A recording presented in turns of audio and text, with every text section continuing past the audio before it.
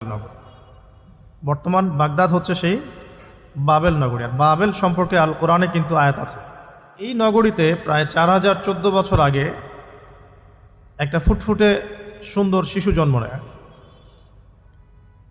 দেখতে খুবই সুন্দর, অমায়িক, দেখলেই মানে মন কেড়ে নেয়ার মতো সুন্দর। এমন কিছু বাচ্চা থাকে কিন্তু দেখলে আদর করতে ইচ্ছা করে, মন কেড়ে নেয়ার মতো, ইউনিক, সবার চেয়ে আলাদা।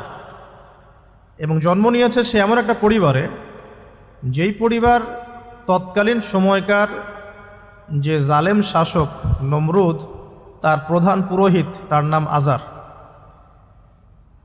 তৎকালীন বাবেলের শাসনকর্তার নাম হচ্ছে নমরুদ এবং তার প্রধান পুরোহিতের নাম আজার। তার ঘরেই জন্ম নিয়েছেন এই তাওহিদের শেকর ইব্রাহিম আলাইহিস সালাম।